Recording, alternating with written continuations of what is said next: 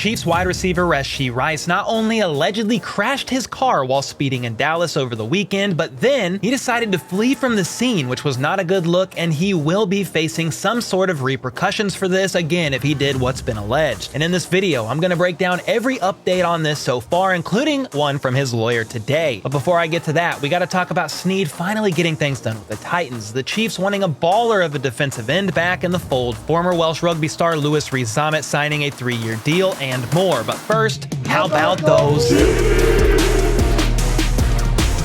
First up, last Friday, the Sneed trade situation finally became official when the Titans announced they agreed to a trade with the Chiefs for cornerback Sneed and then welcomed him to Nashville. Ian Rappaport confirmed it as well, which stamps it as official. And if that wasn't enough, the Chiefs also put out a thank you graphic as well as a tribute highlight video of Sneed. And since this announcement, Sneed is scheduled to have his introductory press conference tomorrow with the Titans. And in that presser, I'm sure he'll have some snippets about the Chiefs that'll be worth sharing with you guys. But either way, it sucks to see him go. Hate it, but it is what it is. And I wish him nothing but the best in his next season with the Titans, unless he plays against Kansas City. And now that the Sneed trade is official, the Chiefs have that $19.8 million freed up in cap space to hopefully, potentially, maybe get more deals done if they so desire. Well, it does seem like the desire is to at least get a deal done with defensive end Mike Danna. Bob Fesco of 610 Sports said that per source, the Chiefs are working to bring back Mike Danna. Then Pete Sweeney of Arrowhead Pride said, quote, "With that space, there is optimism they can work something out with 26-year-old defensive end Mike Danna, who is at this time still a free agent." And that's one reason why I hope they bring Danna back. He's only 26 years old. Then on top of that, he played the second most snaps in the defensive end room last season, 932 total. I think that's just in the regular season, but it's still a lot. He also had 6.5 sacks, third most in the defensive end room, the second most pressures with 47, the lowest missed tackle rate, only 5.4%, and kicked inside more than anybody else. He's versatile, knows the system, and has shown to be a valuable contributor in said system. He'd also be a much welcomed addition to the room, considering Charles Omenihu is going to be recovering from that ACL surgery for about half the season. But what say you guys? Do you like the return of Mike Danna at the right price, or do you think the Chiefs should let him go and look elsewhere, maybe to another available free agent like 30-year-old Emmanuel Ogbah? Let me know either way in the comments down below. Something else that happened last Friday is that the Welsh rugby star turned hopeful NFL player Rees-Zammit flew into KC and officially signed his 3-year contract with the team that includes some guaranteed money and a signing bonus. And once this was announced, some people raised their eyebrows like this and said, "Oh, yeah, he's definitely seeing playing time considering it's a 3-year deal," but it doesn't necessarily seem to be the case at the moment. So we're definitely going to dive into that, as well as the entire Rashee Rice situation as it stands right now. But before I get to that, one thing the majority of us crave at times in life is just a little peace and quiet. I mean, it's tough over here at my house, especially for my wife with 2 kids under the age of 8, along with me screaming into my camera every single day about the Chiefs. However, thanks to today's sponsor, Raycon, she can tune us out a bit with a brand new pair of Raycon earbuds, and with Mother's Day coming up, this would make for a great Mother's Day gift, allowing noise to be tuned out and mom to tune into something great. I personally use them to tune out background noise by listening to lo-fi instrumentals in my basement since I work from home, and the noise isolation offered in my everyday earbuds does the trick nicely. I also, believe it or not, leave my basement to go on walks and talk with editor Troy about upcoming videos or listen to a podcast like New Heights while I do. They've worked well for all of this, and I've had these everyday earbuds since October, and they continue to remain reliable. I've enjoyed the noise isolation feature, the 3 customizable sound profiles, along with the optimized gel tips allowing a custom comfortable fit. They're also water resistant and have an advertised 32 hours of battery life, which has been clutch for these long work hours. Plus, the audio quality rivals all the big audio brands you know and love at a price you'll love even more. Don't believe me? Check out their thousands of 5-star reviews and then get yourself as well as your wife or mom a pair as well. They also have a 30-day return policy just in case, and offer other earbuds as well as headphones, speakers, power banks, charging cables, and much more. So to support the channel and upgrade your audio quality at an affordable price, make sure to click the link in the description box or go to buyraycon.com/Chiefs to get 20% off your Raycon purchase plus free shipping. They would certainly make a great Mother's Day gift. All right, according to Charles Goldman of A to Z Sports, reports, this is a fairly standard entry-level NFL contract, not unlike the 3-year deals that UDFAs sign with teams after the NFL draft. See the 3-year contract of Justin Ross, for example, when he signed with the team as a UDFA a couple years ago. What you need to look for instead is the amount of signing bonus and guaranteed money. Charles expects Rees-Zammit's 3-year contract to be somewhere around $2.8 million in total value, but the amount of the signing bonus will tell us how much competition the Chiefs had to sign him, how competitive were other teams being, and the higher it is, the more interest was showed. The higher the guaranteed money there is, quote, the more likely his chances of making the team are in 2024.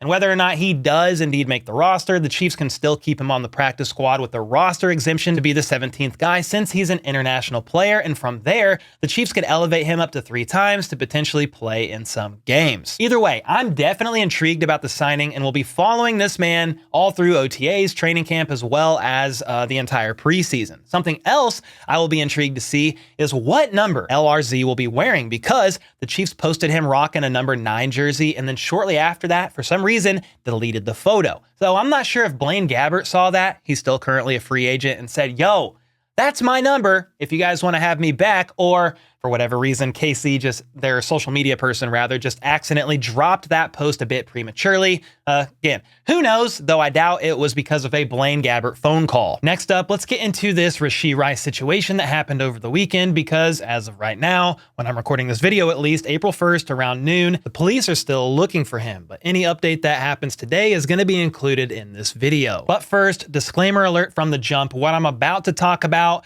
allegedly happened. Okay, we got to let the legal process fully play out before matter-of-factly reaching conclusions before the court of law reaches their own. But with that being said, on Saturday night around 6:20 p.m., a Corvette and a Lamborghini were seen speeding in the far left lane of a freeway in northeast Dallas, Texas, when they both lost control of their vehicles. You can see here on this dash cam view that showed the entire thing, and this resulted in 4 other vehicles colliding as a result. Thankfully, there were no serious injuries, as the reports say 2 people were treated for minor injuries at the crash site and 2 others with minor injuries were taken to the hospital. So there's the good news for what it's worth. No major injuries here, but that's about where it all stops, because at least one of these vehicles allegedly belongs to or is leased to Chiefs wide receiver Rashee Rice, with the police call sheet listing Rice as the suspected driver of the Corvette. That was per Dallas News. However, upon looking at the video footage, it doesn't look like Rice was the guy even driving the Corvette, because if we look at the dash cam footage, the Corvette is the vehicle that ends up pulling over to the right shoulder. Well, that car looks very similar to the car Rashee drove out of his neighborhood in February as he was leaving to go to the Super Bowl. However, out of all the guys here, it looks like if Rashee was indeed there, he hopped out of the Lambo in the middle of the road, not the Corvette on the right shoulder. The dash cam shows 3 guys hop out of the passenger side because the driver's side was smashed in. And from what I can tell, the guy in the white shirt gets out of the back and the other 2 get out of the front passenger side. The second guy to hop out had white on his shoes, black pants, and a black shirt with the design on the back. We could see that on the still frame here of the dash cam. Then if you look at the photos from TMZ, the only guy of the group to have all of that, white on his shoes, black pants, black shirt with the design on the back, is the guy that's wearing a red do-rag. He must have put that on after getting out of the car because he didn't have that on initially. But this is the guy that some are saying out of everybody looks very much like Rashee Rice, allegedly. It definitely looks the most like him out of the group and does sound similar to him when you hear his voice. Yeah.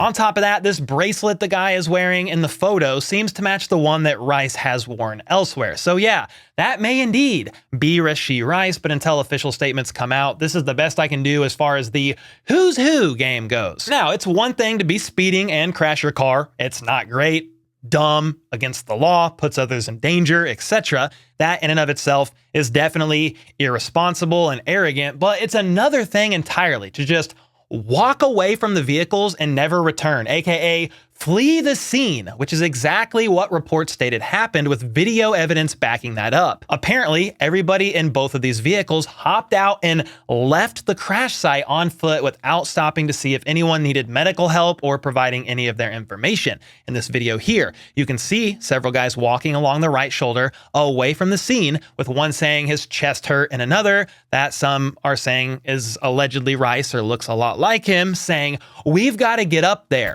You guys all right? Yeah, that's it. Where are you guys heading? You guys all right? Yeah. We gotta get up there, bro. You guys just gonna leave it?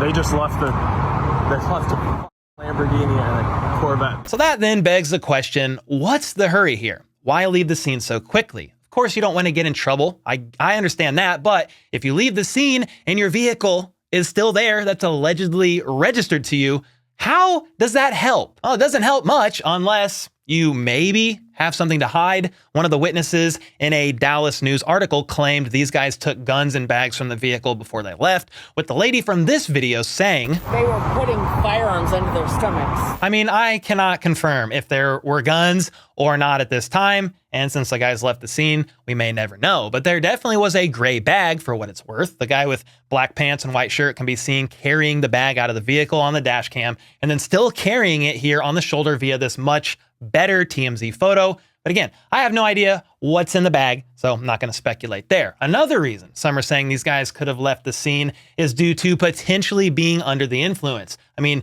if you leave, you can't get tested to confirm that, right? So that could be the case. But again, how on earth are we ever going to find that out? The answer is we probably won't, unless there is something in the system of one of these guys that lasts much longer than, say, alcohol would, for example. So yeah, leaving the scene does not look good. All of that happened Saturday evening at about 6:20 p.m. and Rice was nowhere to be found on Easter Sunday, not in any jail records, nothing. Though to be clear, we aren't sure if he's currently facing any charges, but the police definitely want to speak with him. Then Sunday evening, Josina Anderson reported that Rashee Rice has retained counsel, i.e. he lawyered up. She also noted that a release on the incident is expected sometime tomorrow, which is today. And we finally did get a little bit of an update around 3:20 p.m. today from Adam Schefter on behalf of Rashee Rice's attorney, Royce West. So he did indeed get an attorney, and this is what he had to say. On behalf of Rashee Rice, his thoughts are with everyone impacted by the automobile accident on Saturday. Rashee is cooperating with local authorities and will take all necessary steps to address this situation responsibly. Any and all requests for comment can be directed to him. Then Amelia Jones of Fox 4 Dallas Fort Worth said, "New details. I just spoke to the attorney representing the Classic Lifestyle. That's the company that rented out the Lamborghini SUV involved in Saturday night's crash. The attorney confirmed the company rented the SUV to Chiefs wide receiver Rashee Rice, and per company policy, only Rice was allowed to drive the car." On top of all that, TMZ recently dropped an article right before I was going to export this video that has photos of Rashee Rice hanging out with some family members of his, I believe, before this crash happened. And it was about 6 miles away from the crash. And you can see the shirt that he's wearing. It's got a couple pieces here that you can see, the front and the back, that appears to match the shirt that he was wearing.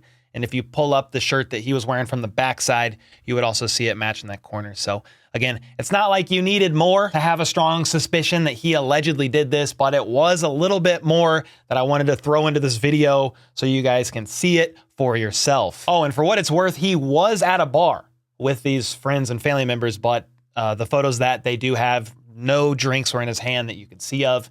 So there's that as well. Now, what is going to happen from here? Well, the legal process will need to play out first, might take a while, and according to Texas law, since no fatalities or serious injuries resulted from this, the charges that the drivers could potentially be facing is a misdemeanor or maybe a low-level felony. A low-level felony could also get pled down. But then, of course, the NFL will do an investigation of their own, and Rice could face a suspension of sorts, maybe a few games, maybe more. Honestly, there's a wide variety of potential outcomes here, and while Rice allegedly fleeing the scene is not good, the fact that there were no serious injuries, at least from what's being reported, is something that does play in his favor, even if it was a bit of luck involved that nobody was seriously hurt from that incident. All we can do from here is let the legal process play out, and then see what the league decides to do, and maybe even the Chiefs themselves, though Mark Donovan said today, "We don't have all the facts at this point." He's grateful there were no serious injuries, but, quote, "We'll get to the bottom of it, we'll gather the facts, and